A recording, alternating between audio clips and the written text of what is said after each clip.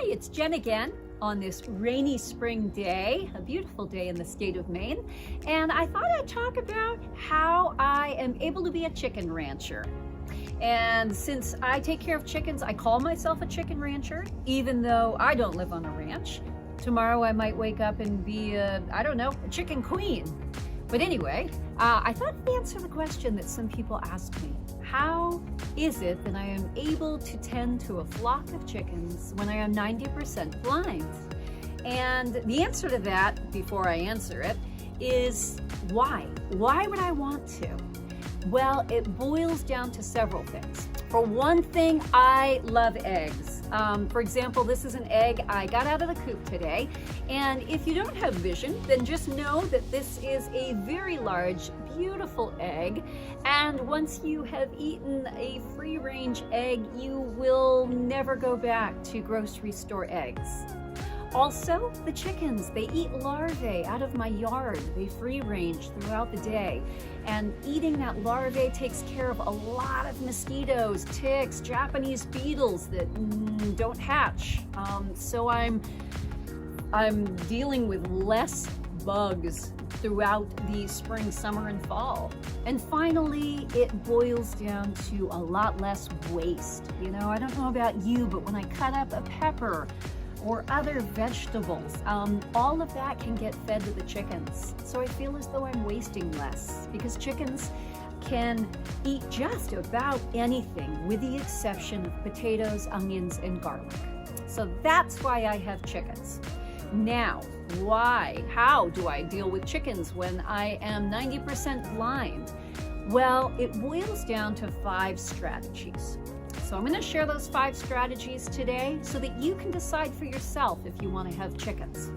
The first strategy is from a young age. I have raised my chickens to come when I call them. Chickens can be taught to come when you call, just as if they were, say, a puppy.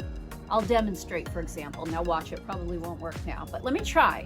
I carry around a cup of oatmeal, and from the time that they were young, I call them simply by saying, chickens, chickens.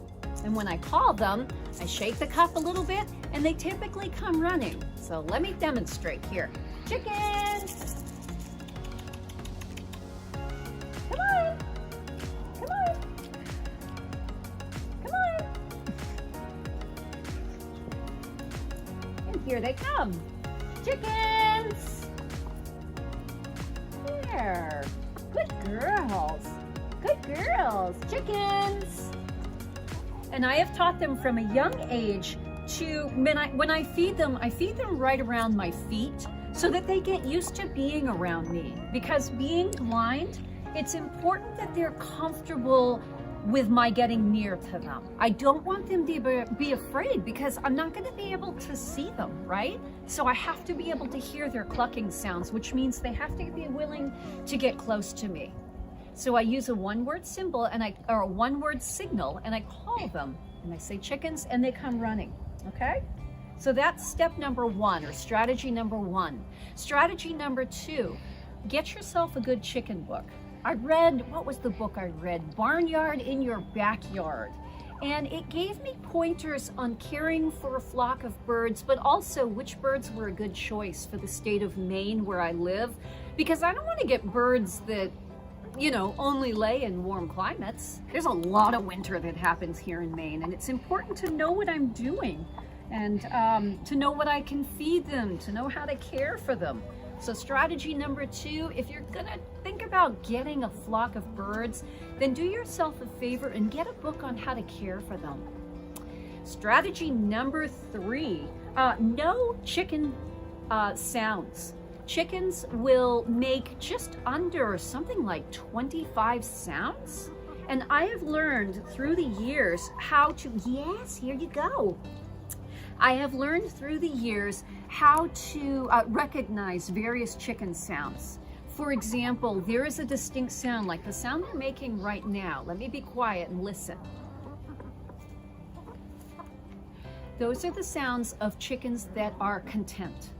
But I've also come to recognize the sound of chickens when they're sounding the alarm. right? And that tells me if I'm in the house, then I need to get outside within a minute or so just to make sure there's not a turkey hawk coming in for the birds. Or sometimes I live in an area where there are weasels, and sometimes during the heat of the summer, weasels become diurnal or wake up during the day and they feed on chickens, or they kill chickens. They don't actually feed on them.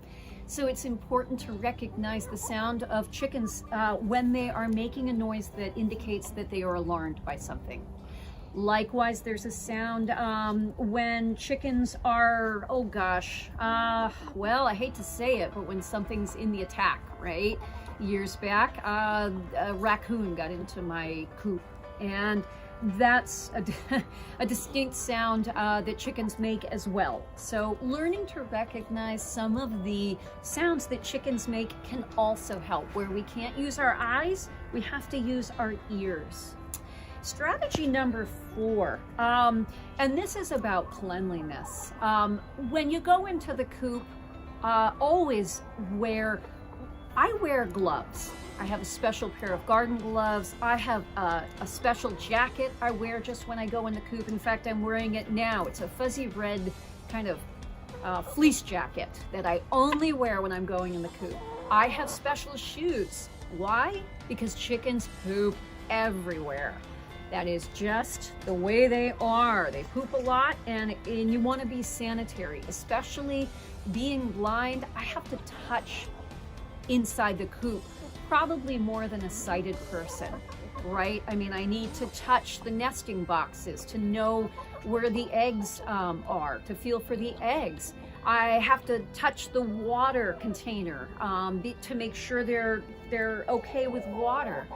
Whereas perhaps a sighted person would just look and see that, oh, there's enough water for them. So I always wear a special set of gear whenever I go into my chicken's coop to be cleanly. To be cleanly is to be sanitary. And my final strategy is just know chicken behavior. And this you will learn over time. For example, chickens always flock together, right? There's something like 150 things or predators that will attack chickens. So if you know that chickens flock together, you can predict their behavior. Likewise, their behavior. If they always, when the sun is going down, it is their instinct to return to their hen house. So if you have a light, particularly if you have a light in the coop, you will know that they will always go back to the hen house at night. And then it's just a matter of going outside and locking up the hen house. Their behavior, they always, or typically, I should say, lay their eggs in the same place, which is usually nesting boxes. But once you learn that, you know where to look, so you don't have to dig around the whole hen house. You just have to go to the nesting boxes to know where they lay. So if you are thinking about getting chickens, I hope this helps. Give it a try. And if you have any questions, feel free to reach out to me. This is Jen signing off. Bye.